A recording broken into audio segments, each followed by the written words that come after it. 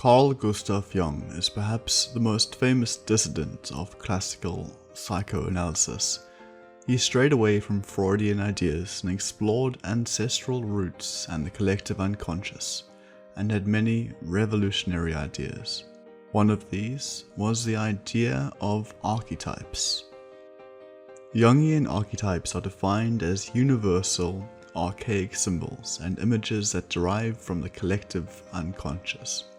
The collective unconscious refers to the structures of the unconscious mind which are shared among beings of the same species. Jung considered the collective unconscious to underpin and surround the unconscious mind, distinguishing it from the personal unconscious of Freudian psychoanalysis. Archetypes can be considered the psychic or mental counterpart of physical instinct. That is to say, they are a kind of innate, unspecific knowledge derived from the sum of total human history, which prefigures and directs conscious behavior. Carl Jung rejected the idea of tabula rasa, that we are all born with a blank slate and our experiences shape who we are. Instead, he believed that evolutionary pressures have individual predestinations manifested in archetypes. He introduced the first understanding of this concept when he coined the term primordial images. According to Jung, archetypes are inherited potentials which are actualized when they enter consciousness as images or manifest in behavior on interaction with the outside world.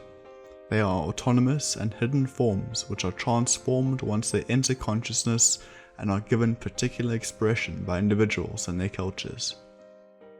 Archetypes are highly developed elements of the collective unconscious.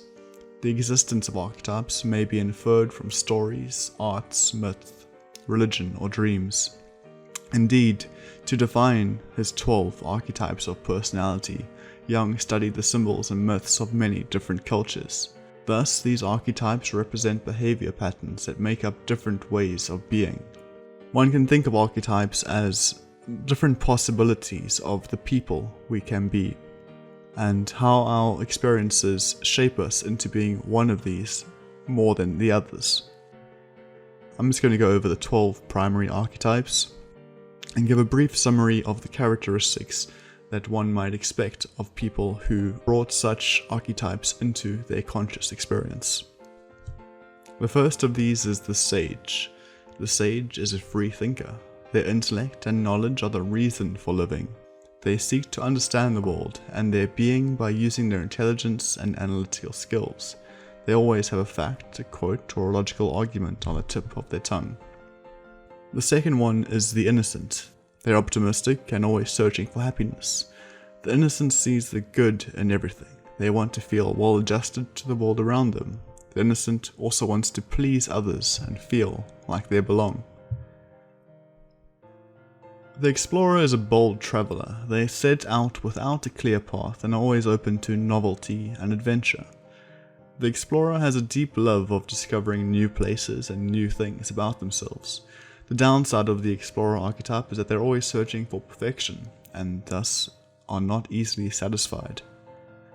The fourth archetype is the ruler. The ruler is a classic leader. They believe that they should be the one to bring order to any situation. The ruler is stable, strives for excellence, and wants everybody to follow their lead. They tend to have plenty of reasons why everybody should listen to them. This is one of the Jungian archetypes that relate to power. The ruler, in their desire to impose their will on others, can easily become the tyrant. The fifth is the creator. The creator has a profound desire for freedom because they love novelty. They love to transform things in order to make something completely new. The creator is clever, non-conformist, and self-sufficient. They're imaginative and good-humored. However, they can also be inconsistent and spend more time thinking than actually doing. The caregiver has stronger feelings than other people. Consequently, they offer maternal protection to those around them. They want to protect people from harm and try to prevent any danger or risk from threatening other people's happiness. In extreme cases, the carer turns into a martyr, a magician. The magician is like a great revolutionary. they regenerate and renew not just for themselves but for others as well. They are constantly growing and transforming. The negative side of the Magician archetype is that their mood can be contagious. They sometimes turn positive events into negative ones. The Hero archetype. The axis of a hero's life is power. The hero has an uncommon vitality and resistance that they use to fight for power or for honor. They'll do anything to avoid losing. The hero can be overly ambitious, but controlling. Number 9 is the Rebel. The Rebel is a transgressor. They provoke people and don't care at all about other people's opinions. As a result, they like going against the grain and thinking for themselves.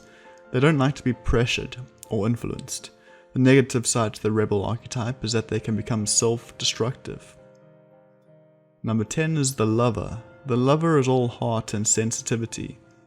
They love, and love to lavish it on other people. Their greatest happiness is feeling loved. They enjoy everything that's pleasing to their senses. They value beauty in every sense of the word, above all. The Jester. The Jester likes to laugh, even at themselves. They don't wear any mask and tend to break down other people's walls. They never take themselves seriously because their goal is to enjoy life. The negative side of the Jester is that they can be lewd, lazy, and greedy. And the 12th archetype is the archetype of the Orphan. The Orphan archetype walks around with open wounds. They feel betrayed and disappointed. They want other people to take charge of their life, and when no one does, they feel disappointed. They tend to spend time with people who feel just like them. The Orphan often plays the victim. They pretend to be innocent. However, the Orphan has a cynical side and is quite manipulative.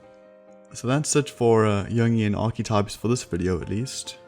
Let me know if you felt that any of these archetypes represented how you feel about yourself, or if you think they're complete and utter rubbish, as some people do. If you enjoyed the video, give it a like and think about subscribing to the channel. Thanks for watching.